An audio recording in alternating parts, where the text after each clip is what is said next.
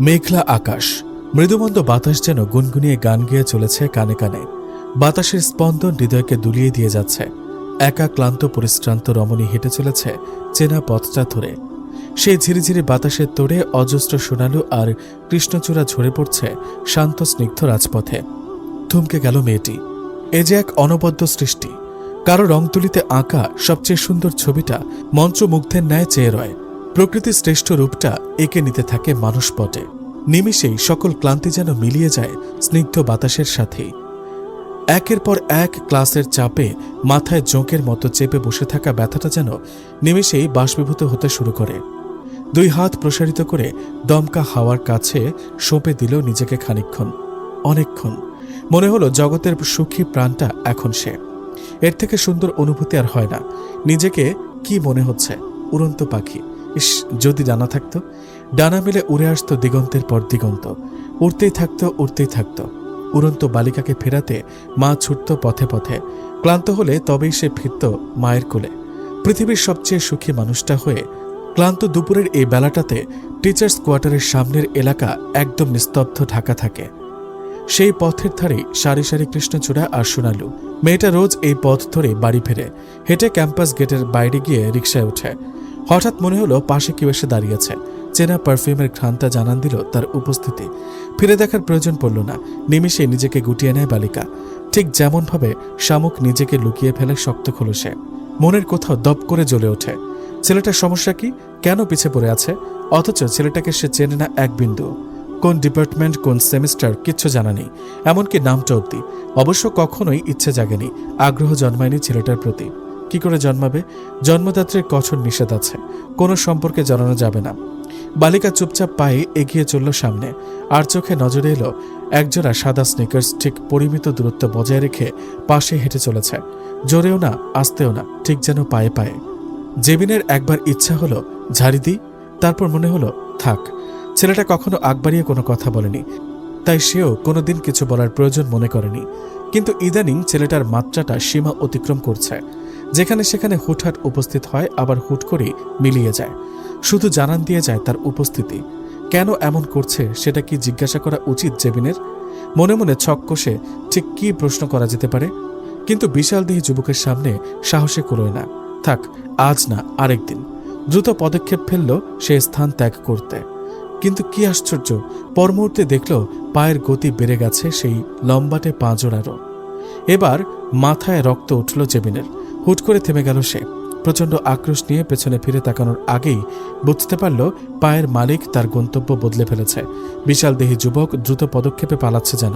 ঠিক করে হেসে দিল জেবিন। ব্যাপারটায় এক অন্যরকম গৌরব আছে বলে মনে হলো তার।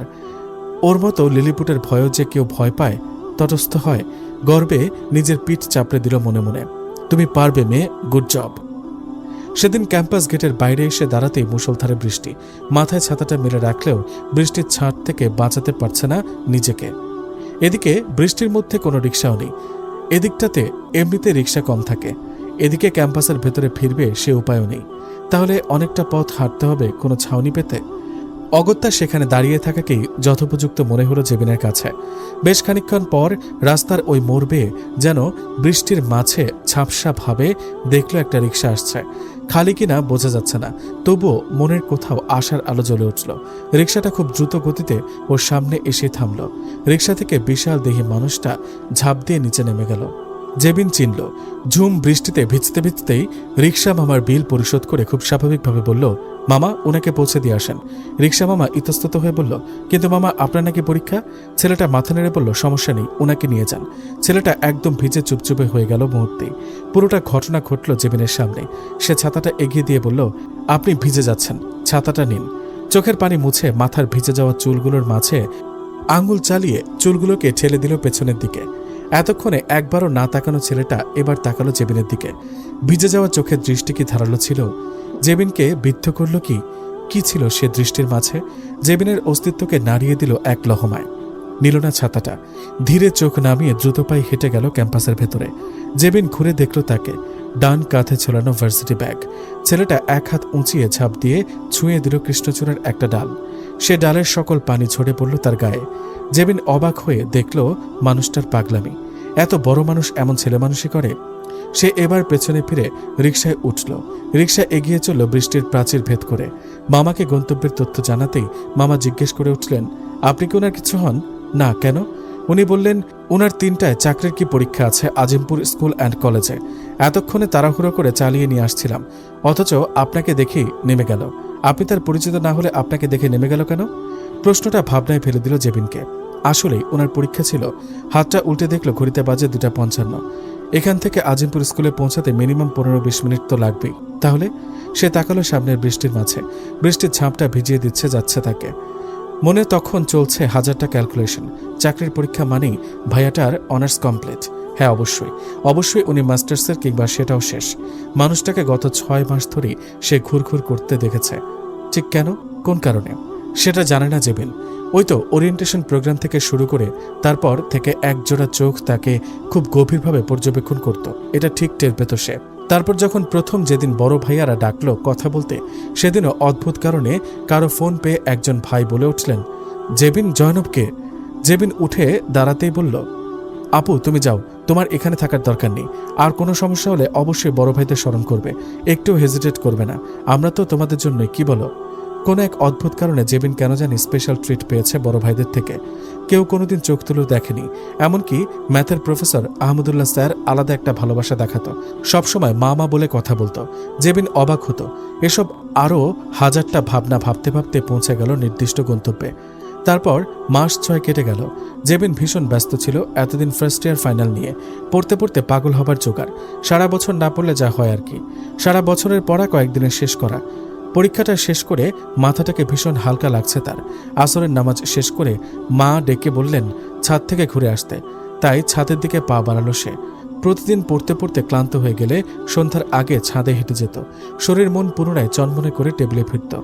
আজ ছাদের দরজা দিয়ে এক পা ভেতরে রাখতেই বিশাল এক ধাক্কা খেল যেন। সে ছেলেটা বড় ভাইয়ের সাথে দাঁড়িয়ে আছে। ওনারা কফির মগ হাতে গল্পরত। ছেলেটা এতক্ষণ সিঁড়ি ঘরের দরজার দিকে তাকিয়ে থাকলেও জেবিনকে দেখা মাত্রই হালকা করে পেছনের দিকে ঘুরে রেলিংয়ের 2 হাত রেখে আকাশের দিকে তাকালো। ব্যাপারটা এমন, এতক্ষণ যার প্রতীক্ষা ছিল তাকে দেখা হয়েছে, এবার সে ঘুরে গেল। ভাইয়া আগে থেকে পেছনের দিকে ঘুরেছিল। জেবিন স্তব্ধ হয়ে দাঁড়িয়ে পড়ল। দ্রুত হাতে ওড়নার প্রান্ত দিয়ে নেকআপ টেনে 2 পা পিছিয়ে সিঁড়িঘরের ভেতরের দিকে দেওয়ালে পিঠ ঠেকিয়ে দাঁড়ালো। ব্যাপারটা ঠিক কি হচ্ছে? উনি এখানে কেন? এসব ভেবে হৃৎপিণ্ডটা হঠাৎ ঘোড়ার বেগে ছুটতে লাগলো। কেন? মানুষটাকে এতদিন পর দেখল বলে? কিন্তু তাই বলে ওর 2 গাল বেয়ে গরম ধোঁয়া কেন বের হবে? জেবিনের তো ওনার প্রতি কোনো ফিলিংস নেই। তাহলে নাকি আছে? সিরিয়াসলিও কাঁপছে। নিজের হাতটা সামনে এগিয়ে দেখলো সত্যি কাঁপছে। কেন এমন হচ্ছে? অস্বাভাবিক রকমের আনন্দ লাগছে। কেন? আবার রাগও হচ্ছে মানুষটার উপর। এতদিন কোথায় উধাও ছিল? কত খুঁজেছে সে তাকে। শূন্য দৃষ্টি বারবার হতাশ হয়ে ফিরে এসেছে।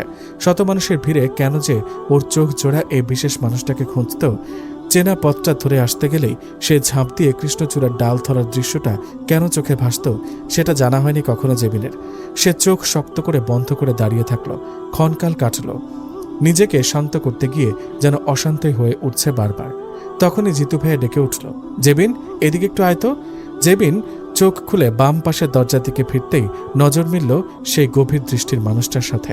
তীক্ষ্ণ নজরে তাকিয়ে আছে তারই দিকে। উনি একদম পুরোটা গেট জুড়ে হেলান দিয়ে বুকে হাত ভাঁজ করে দাঁড়িয়ে আছে। আর জিতু ভাইয়া ছাদ থেকে কথা বলছেন। তার মানে উনি দেখছেন জেবিনের অশান্ত রূপ। জেবিন জমে গেল যেন। দ্রুত অশান্ত চোখ জোড়া নামিয়ে আনলো ফ্লোরে। ভাইয়ের কথার উত্তর করবে কি? ওর মনে হলো ওর গলা কেউ আটকে ধরে রেখেছে। ওকে আদৌ কথা বলতে জানে? কোনো কালে জানতো? যেহেতু আবারও বলল, জেবিন তুই আহমেদ আঙ্কেলের নাম শুনেছিস? আব্বুর বাল্যবন্ধু।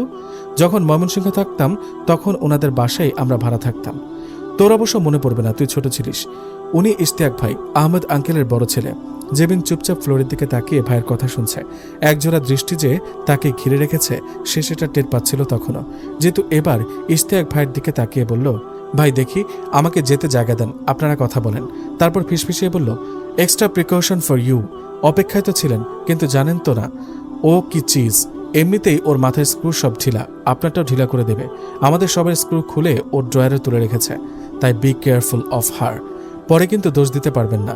ইশতিয়াক ভাই হালকা স্বরে হেসে উঠে বললেন, চিন্তা করো না, তোমাদের স্ক্রুগুলো সহি সালামতে তোমাদের কাছে ফিরিয়ে দেব বলে ছাদের ভেতরে চলে গেলেন।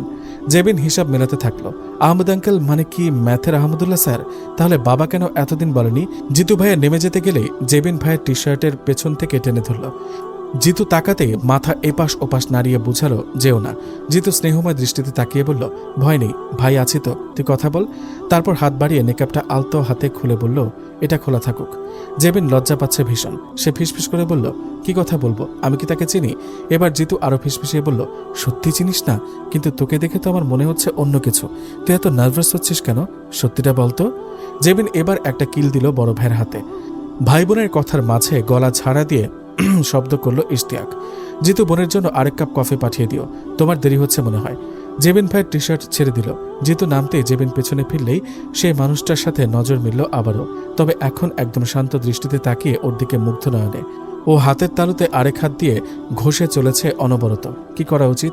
ইশতিয়াক শান্ত দৃষ্টিতে জেবিনের অসংলগ্ন আচরণগুলো পর্যবেক্ষণ করছিল এতক্ষণ। উনি যেটা দেখতে চেয়েছিলেন সেটা সে দেখতে পেয়েছে, সে সার্থক। জেবিন যে তাকে খুঁজছে এতদিন সেটা সে নিশ্চিত। সেটা ভাবনাতে আসতেই মুখের হাসি রেখা ফুটে উঠল। এটাই চাচ্ছিল, মেয়েটা তাকে বুঝুক, অনুভূতি দিয়ে তাকে অনুভব করুক।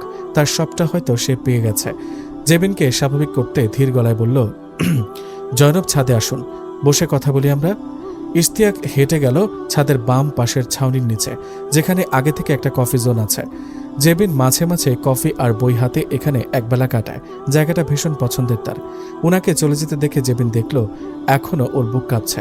কেন কাঁপছে জানে না, শুধু মনে হচ্ছে এখনই এখান থেকে পালাতে হবে। পালানোটা কি ঠিক হবে? এত বড় মেয়ে হিসেবে ব্যবহারটা বড্ড ইম্যাচিউর দেখাবে।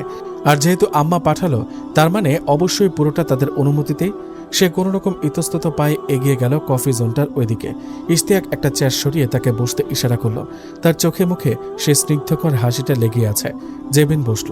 ইশতিয়াক ওর বিপরীত পাশের চেয়ারে বসলো ওর মুখোমুখি। সেদিন এক প্রাণবন্ত চটপটে মেয়ের দুর্দান্ত প্রেজেন্টেশন দেখলাম। কই, তখন তো মনে হয়নি মেয়েটা এতটা দুর্বল। তবে আজ কেন মেয়েটাকে এমন দেখাচ্ছে? জেবিন কি বলবে ভেবে পাচ্ছে না। হঠাৎ এমন পরিস্থিতিতে পড়েছে, মাথায় কোনো কথাও আসছে না। কথা চালিয়ে গেল ইশতিয়াক, আপনার ছোটবেলার একটা স্মৃতি খুব চোখে ভাসে। আপনি খেজুরের গুড় দিয়ে রুটি খেতে খুব ভালোবাসতেন। ছড়িয়ে বসে রুটি ছিঁড়ে ছিঁড়ে নিজ হাতে খেতেন এবং সব জায়গায় লাগাতেন, ঠোঁটে, চোখে, মুখে, জামায়। একবার তো সে চিটচিটে জামা গায়ে দৌড়ে এসে আমার কোলে উঠেছিলেন। আমি সবে বাইরে বের হয়েছি বিকেলে খেলতে যাব, অমনি আমার বড্ড সাথের সাদা শার্ট গুড়ে ভরিয়ে দিলেন। সাথে সাথে আমার গালে গাল ঘষে মুখেও লেপটে দিলেন। তারপর থেকে আপনাকে কোলে নেওয়ার আগে সর্বোচ্চ সতর্কতা অবলম্বন করতাম। খেয়াল করে দেখতাম আপনি গুড় দিয়ে রুটি খেয়েছেন কিনা। বলেই হেসে উঠল ইশতিয়াক। তারপর হাসতে হাসতে বলে চলল, তখন আপনার নামই ছিল গুড় রুটি। জেবিন আস্তে করে বলল, আমি কিন্তু নেমে যাব। আচ্ছা ওকে, আপনাকে আর লজ্জা দিচ্ছে না। জেবিন কোলের উপরে থাকা হাত অনবরত ঘষে চলেছে। ওর দৃষ্টি ফ্লোরের দিকে, আর মনে করার চেষ্টা করছে এমন কোনো স্বভাব ওর ছিল। কই, আম্মু তো কখনো বলেনি। ইশতিয়াক ওর পকেট থেকে একটা ছোট আংটির বক্স বের করে সেটাকে খুলে টেবিলের উপর রেখে আলতো হাতে তারপর আঙুলের সাহায্যে সেটাকে জেবিনের অবনত দৃষ্টির রেঞ্জের মাঝে এগিয়ে দিয়ে বলে চলল, আমি ইশতিয়াক বিন আহমদ, পড়াশোনা শেষ করেছি ঢাকা বিশ্ববিদ্যালয়ের পদার্থ বিজ্ঞান বিভাগ থেকে। এখন ছোটখাটো একটা কোম্পানিতে ঢুকেছি, বেতন খুব বেশি নয়, তবে আমার ছোট্ট পিচ্চি স্ত্রীর জন্য গুড় রুটির ম্যানেজ করতে পারবো ইনশাল্লাহ, সমস্যা হবে না। যদিও শুনেছি উনি এখন আর গুড় রুটি খান না। খেলে অবশ্য আমার খরচ বেঁচে যেত। প্রতি বছর দেশের বাড়ি থেকে আমাদের খাঁটি গুড়ের চালান আসে। বলে থামে ইশতিয়াক। ঠান্ডা হয়ে যাওয়া কফিতে চুমুক দিয়ে গলা ভিজিয়ে নেয়। তারপর আবারও বলে চলে, এখন যদি পিচ্চি স্ত্রী রাজি থাকে তো। আর শেষ করতে পারে না ইশতিয়াক। হুট করে এমন প্রস্তাবে খেই হারায় যাবেন। এমন কিছু একটা ভাবলেও এতটা হবে ভাবেনি। সে চঞ্চল পায়ে উঠে দাঁড়ায়। ঘুরে চলে যেতে নিলে ইশতিয়াকও উঠে দাঁড়ায়। বলে ওঠে, জয়নব, জবাব দাওনি? জেবিন কোনো জবাব দেওয়ার পরিস্থিতিতে ছিল না। সে কোনো মতে ঘুরে কাঁপা কাঁপা হাতে বক্সটা নিয়ে ছুটে যায় সিঁড়িঘরের দিকে। তারপর দ্রুত পায়ে নেমে যায় সিঁড়ি বেয়ে। ইশতিয়াক তার জবাব পেয়ে যায়। চুপচাপ মাথা নামিয়ে বসে পড়ে সেখানে স্থির। ব্যাপারটা এতটাও সহজ হবে ভাবেনি সে। চোখ বন্ধ করে শান্ত স্নিগ্ধ চেহারাটা মনের চোখ দিয়ে দেখতে থাকে। ফাইনালি বড় হয়ে ইশতিয়াককে জামাই বানাবে এ কথা প্রথম বলেছিল জেবিনের আম্মা। সেই অলিখিত চুক্তিতে সমর্থন ছিল দুই পরিবারেরই। তারপর ঢাকাতে শিফট করার পর অত মাখো মাখো যোগাযোগ রাখেনি, অবশ্য রাখা হয়নি বাচ্চাদের কারণে। বাচ্চারা স্পেস পাক, বড় হোক, বছরে 1-2 বার ফোনে কথা হতো দুই পরিবারের। তবে খোঁজটা সবসময় রেখেছে ইশতিয়াক। বুদ্ধি হওয়ার পর থেকে জিতুর সাথে নিয়মিত আলাপ চলত। তারপর হঠাৎ নিজ ক্যাম্পাসে প্রতীক্ষিত প্রেয়সীকে দেখে সুপ্ত ইচ্ছেটা ধরা দিল নতুন করে। জেবিন অবশ্য এর কিছু জানত না, শুধু মায়ের পক্ষ থেকে জোরালো নিষেধ ছিল কোনো সম্পর্কে জড়ানো যাবে না। অবশ্য কথাটা যে 2-1 বার কানে আসেনি তা না, জেবিন শুনেছিল। তবে মায়ের কাছে জিজ্ঞাসা করেও যখন উত্তর মেলেনি, তখন আর বিষয়টা নিয়ে মাথা ঘামায়নি সে। কারণ মা তার সবচেয়ে বড় বন্ধু, তার কাছে সকল বিষয় নিশ্চিন্তে শেয়ার করতে পারত জেবিন। সবার দেনাপানা মিটিয়ে নিজ ঘরে ঢুকতে ঢুকতে রাত প্রায় 1টা। তাজা রজনীগন্ধার ঘ্রাণে ছেয়ে আছে পুরো রুম। তার থেকেও বড় সে স্নিগ্ধ মেয়েটা আজ তার রুমে। যে মেয়েটার অপেক্ষায় ছিল অনেকগুলো বছর, সেই মেয়েটা এখন শুধুই তার নামে একেবারে লিখিত পড়িত। বিষয়টা একবার উপলব্ধি করতে পেরে কেঁপে উঠল ইশতিয়াক আবারও। সত্যি অবশেষে এইটুকু পথ আসতে গিয়ে কেঁদে কেটে একাকার করেছে পাগলি মেয়েটা। সে দরজাটা আটকে ধীর পায়ে এগিয়ে যায় সেদিকে। মেয়েটা ঘোমটা মুড়ি দিয়ে বসে আছে। ইশতিয়াক হাতটা এগিয়ে দিতে গিয়েও পারে না। কাঁপছে কি সে? হয়তো। রুমের চারপাশটা আবারও চোখ বুলিয়ে নিয়ে বড় শ্বাস নেয়। ক্ষণকাল কাটিয়ে ধীর হাতে ঘোমটা তুলে সালাম দিল নবপরিণীতাকে। জেবিন সালামের জবাব দেয় কাঁপা কণ্ঠে। ইশতিয়াক তার ফোলা চোখের দিকে তাকিয়ে শুধায়, ঘুম আসছে ভীষণ? ঘুমাবে? জেবিন মাথা নাড়ায়। মানে না, তা ঠিক। 1 রাত না ঘুমালে কি এমন সমস্যা? পরীক্ষার আগে তো কত শত রাত জেগে পড়াশোনা চলে। চলো বারান্দায় বসে গল্প করি। জেবিন মাথা নিচু করে বসে থাকে। ইশতিয়াক ওর মুখটা উঁচু করে তুলে বলে, একবারও আমার দিকে দেখোনি। দেখো আমায়, অতটাও মন্দ দেখতে নেই। ভার্সিটিতেও যে আমাকে ঠিকভাবে দেখোনি তা কিন্তু আমি জানি। জেবিন চোখ টিপে শক্ত করে আটকে রাখে। কাঁপছে সে। ইশতিয়াক ওর কাঁপুনি টের পায়। ও আরেকটু এগিয়ে এসে বলে, এই পাগলি মেয়ে, কি অবস্থা? স্বাভাবিক হও, দেখো আমাকে। জেবিন স্বাভাবিক হতে পারে না। ও চেষ্টা করে কাঁপুনি থামাতে, উল্টো আরো বেড়ে যায়, ক্রমাগত বাড়তে থাকে। ইশতিয়াক এবার উপায়ন্তর না পেয়ে আগলে নেয় তার শান্ত স্নিগ্ধ স্ত্রীকে। শান্ত কণ্ঠে শুধায়, কোনো সমস্যা হচ্ছে? কোনো মতে জেবিন কাঁপা কাঁপা কণ্ঠে বলে, সমস্যা তো আপনি। ধিমিস্বরে হেসে উঠল ইশতিয়াক। তারপর মুখটা কানের কাছে এনে ফিসফিসিয়ে বলল, সমস্যা যদি আমি হই তবে সমাধানও আমি।